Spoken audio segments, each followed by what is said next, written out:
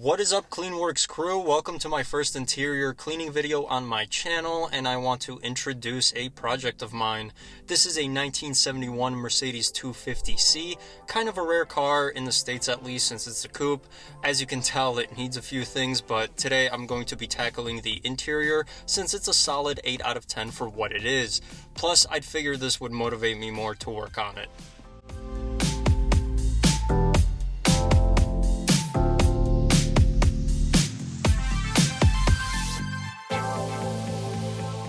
First order of business was to add air to the tires so we can push the car into the shop. When this car is restored, it will be the KleenWerks Shop Car. I do plan on filming content on this car, just not on this channel. There is more info about that at the very end of the video, so stick around for that. I want to give a quick shout out to my cousin for providing a helping hand today.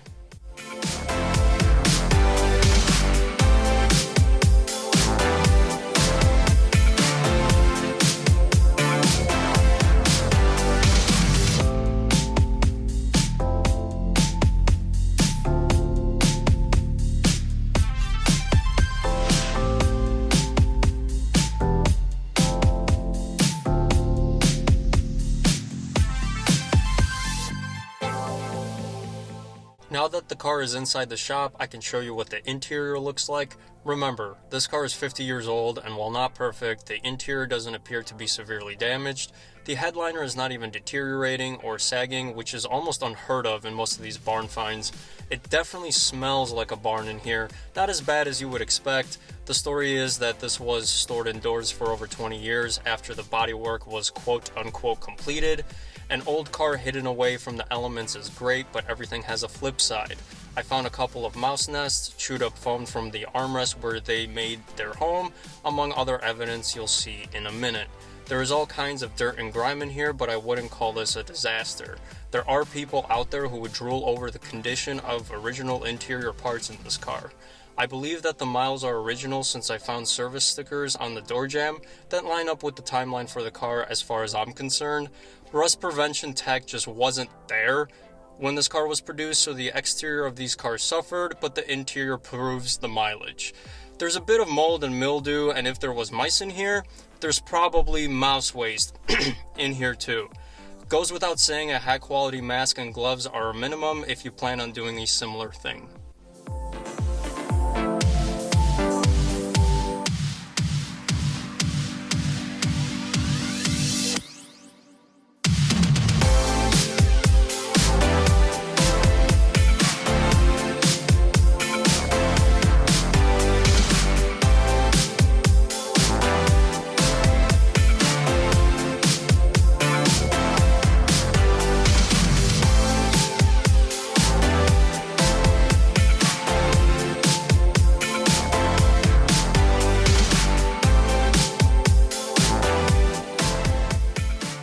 After disposing of the current resident, first thing to do was to remove any loose items from the car like floor mats and trash.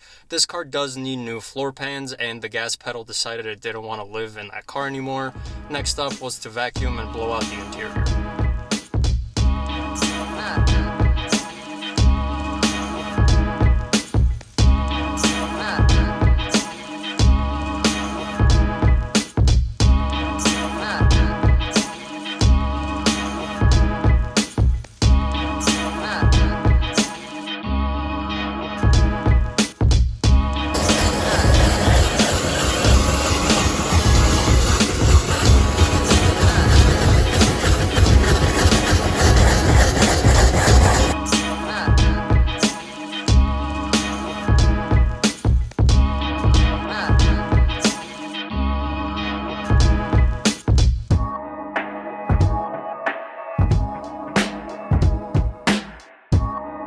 This is a perfect example of why safety measures are important. I blew it out as much as I could, and keep in mind that at some point I will be removing parts to restore this car, so I'm not looking for 100% perfection on this detail. If you're wondering what all that is coming out of the vents, it's essentially a mouse nest in the car's HVAC system. The piping makes for a great hidey hole for rodents.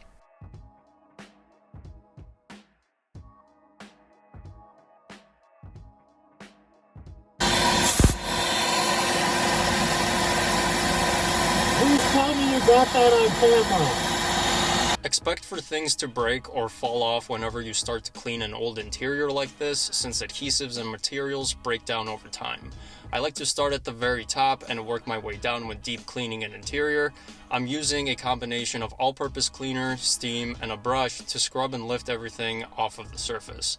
Every car is different, so just because this process works on this interior doesn't mean it's going to work on yours. Also, this isn't your normal detail, so some methods, tools, and products that you see here are not generally practiced on regular cars. Yes, I'm spraying cleaning product directly on the surface. Yes, it's wet. I'm more concerned with making this car comfortable to work on, and again, 99.99% of this car will be taken apart at some point. Further cleaning, restoration, or replacement of parts will occur as I build this car. For the time being, this interior needs all the help that it can get.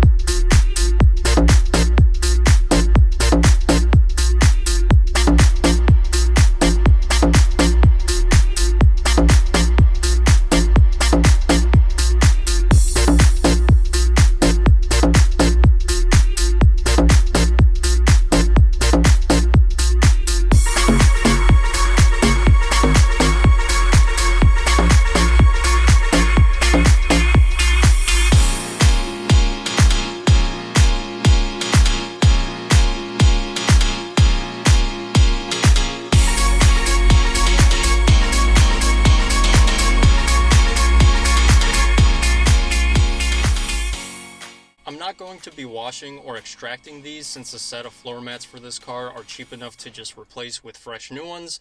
Some time spent with the vacuum did make a big difference though.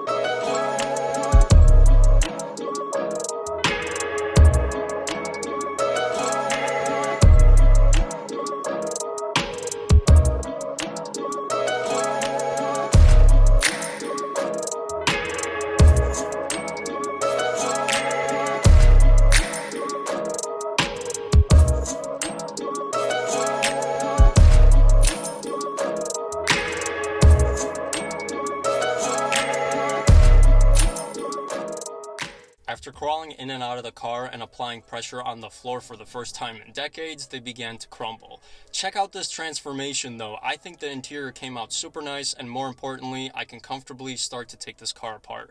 Whenever you buy a project like this, it's a good idea to give the interior and exterior a general cleaning. Why clean it if I have to replace it or paint it?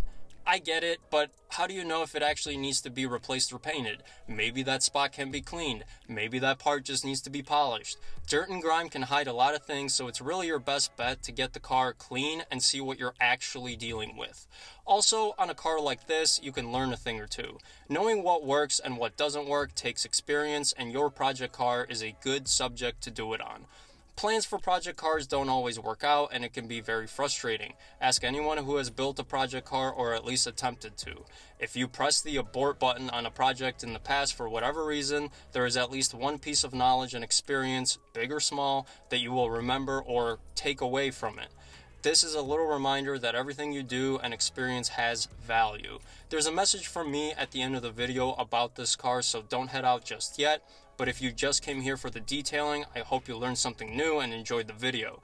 Likes and subs really help grow this channel, so please share this with whoever may find it interesting. If you have any questions or concerns, make sure to leave a comment down below. I have a ton of fun and exciting content coming, so be sure to be on the lookout for that. But for the time being, this has been Mac, reminding you to always stay clean.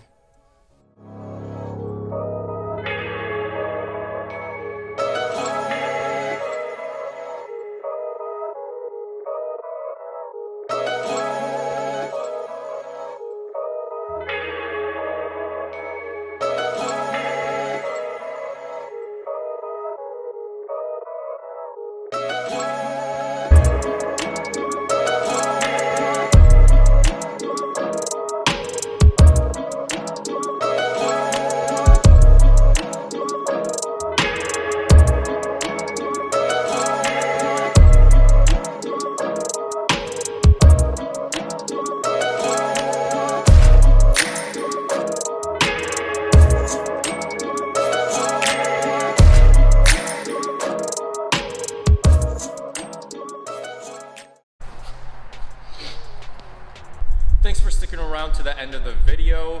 I'm going to cover two things. Number one, I do want to document the restoration progress on that car just for myself, but also after doing some searching on YouTube about this car, there's very little, how do I put this, hands-on content on this car, specifically the coupe. If you search that car up on YouTube, you'll get one of the following. You'll see drive-by or review videos of freshly restored or mint examples.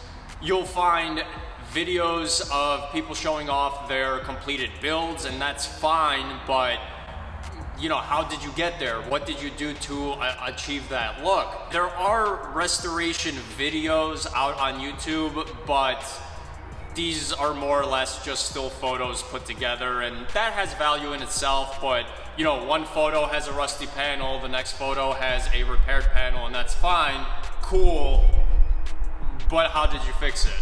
And then when you finally do come across an actual restoration video, it looks like it was filmed with a toaster. I'm not roasting on or complaining about how someone chooses to make their video. My point is there's very little, if any, hands-on videos out there about how to work on this specific car. I see absolutely astonishing builds on Instagram and things like that, but there is literally no one out there that is showing you how to make it look like what you saw. So, there's barely any content on this car. That's number one. Now, on to number two. At the end of the day, I am a big car enthusiast. I like anything old and German. I'm a personal fan of the Mercedes flavor.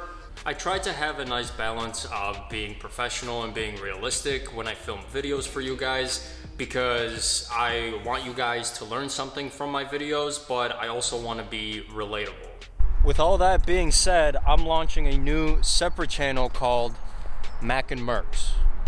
On this channel, I'll be featuring Mercedes content. This is also where I'll be uploading the restoration progress on my W114, as well as upload anything Mercedes related, a Mercedes hub channel, if you will. I already do the things that I'm talking about anyway when I'm not detailing, so might as well film it. It'll also feature myself being, well, myself.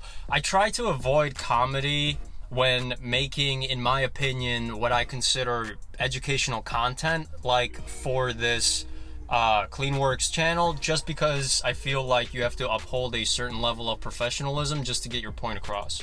I will be posting any cleaning or detailing related content on the KleenWerks channel, and things like the restoration progress and everything else will be on this Mac and Mercs channel. Let's imagine super far into the future and pretend like this car is painted. The painting process will be uploaded to the Mac and Mercs channel, but the color sanding and the detailing that you have to do after you do a paint job to make it all look nice will be posted to the KleenWerks channel.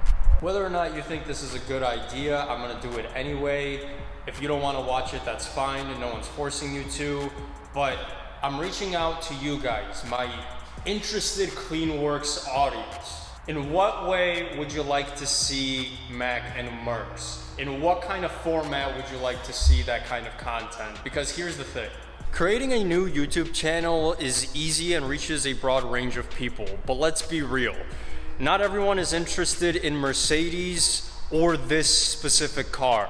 Plus the YouTube algorithm isn't really too friendly towards new channels, so growth takes a hot minute. There's also paywalled content, such as uploading exclusive videos for YouTube Premium subscription holders, or creating something like a Patreon. Now, before you scoff and roll your eyes, let's be realistic. This is a very niche audience, and if you want it, you're gonna go look for it, and you're gonna go pay for it. You don't see Rolls-Royce mass marketing. Are you picking up what I'm putting down? Not everyone likes Mercedes or Mac, but if you guys want to see what I do outside of detailing and what I can't or won't post on YouTube, this Mac and Mercs thing is definitely the way. I make content for you, so your opinion matters to me. I want to engage with my audience. I'm not just some detailer or a channel on YouTube, just like how you guys aren't just a click for YouTube algorithm. It might not even be Mercedes specific, just car stuff in general. Cars are my life. Ask anyone. Is it a blessing or a curse? Depends what day it is and what I'm working on. If you have any suggestions, comments, or thoughts about Mac and Mercs, please put them down in the comments below. However, please use hashtag Mac and Mercs just so I can sort through them if needed. I'm excited for what's to come, and I'll reveal my plans for this car as I move along in the whole restoration process. But what I can say for right now is that I'm not keeping the original drivetrain, and I may or may not paint it black. Thanks for hanging in there with me. Been a pleasure talking to you. Remember, your voice matters. Let me know down below. Stay clean, guys.